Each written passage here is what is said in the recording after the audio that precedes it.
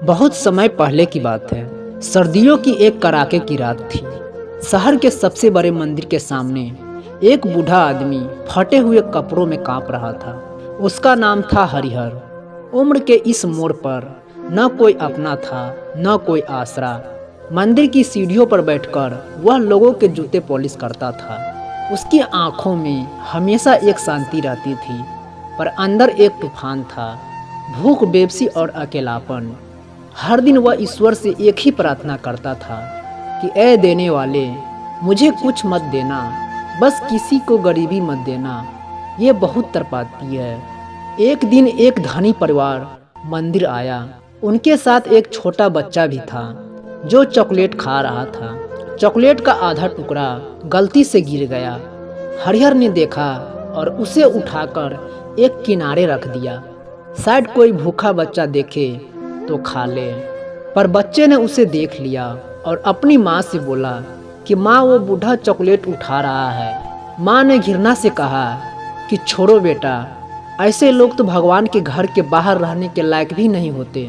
हरिहर सुन रहा था पर कुछ नहीं बोला, बस चुपचाप सिर झुका लिया। उस दिन उसने कुछ नहीं खाया।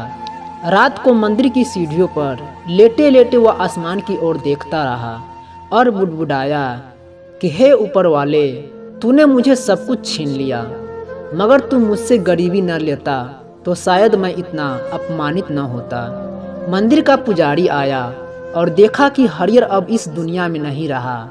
उसके पास एक छोटी सी थैली थी जिसमें कुछ अधपके चावल, एक टूटा हुआ कंघा और एक कागज का टुकड़ा था।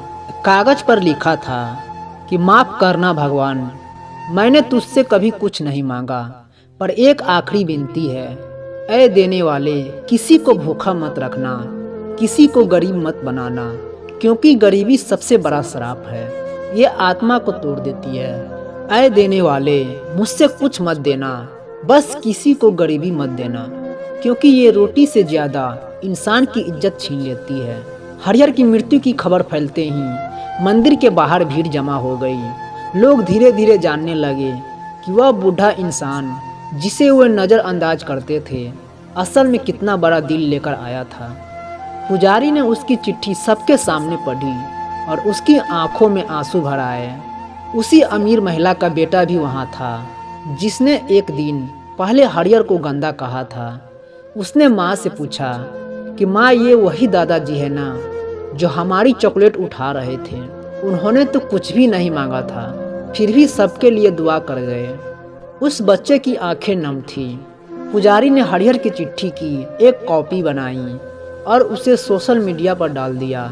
चिट्ठी वायरल हो गई। लोगों की आंखें खुलने लगी कि हरिहर की गरीबी, उसकी पीड़ा और उसकी निस्वार्थ सोच ने हजारों दिलों को झकझोर दिया। उसी शहर का एक युवा उद्यमी राहुल, जो आलीशान जिंदगी जीता था, हरिहर की कहानी पढ़कर स्तब्ध रह गया। उसे पहली बार एहसास हुआ कि पैसा कमाने की होड़ में उसने इंसानियत को पीछे छोड़ दिया था। उसने उसी मंदिर के बाहर हरिहर भोजनालय नाम से एक निःशुल्क रसोई शुरू की, जहां हर भूखे को भरपेट खाना मिलता। मंदिर की सीढ़ियों पर जहां हरिहर ने अंतिम सांस ली थी, वहीं एक छोटी सी समाधि बनाई गई। उस पर लिखा गया कि यहाँ एक गरीब आदमी लेटा है जिसने कभी कुछ मांगा नहीं, पर सबके लिए दुआ मांगता रहा। हर आने जाने वाले वहाँ सिर झुकाता। धीरे धीरे शहर के लोग गरीबों को दया से नहीं, सम्मान से देखने लगे। मंदिर के बाहर अब कोई भूखा नहीं रहता। बच्चे अब चॉकलेट फेंकने से पहले सोचते हैं। और सबसे बड़ी बात, हरिहर की कहानी अब स्कूलों में पढ़ाई जाती है, ताकि आने वाली पीढ़ी सीख सके कि गरीबी कोई अभिशाप नहीं, पर उसे नज़रअंदाज करना सबसे बड़ा पाप है। तो दोस्तों, वो बूढ़ा गरीब था मगर सोच से करोड़पति था। मरकर भी सबको जीना सिखा गया। मौत आई चुपचाप, मगर उसकी चिट्ठी जगा गई हजारों दिल को। तो दोस्तों, इस छोटी सी कहानी से यह सीखने को मिलती है कि किसी की गरीबी को मजाक मत उड़ाना और उससे कभी घृणा मत करना। जहाँ तक आप उसको मदद कर सके तो मदद कर देना। तो आप लोगों को ये कहानी कैसी लगी तो आप लोग कमेंट में ज़रूर बताइएगा, और कहानी अच्छी लगी तो एक लाइक ज़रूर कीजिएगा।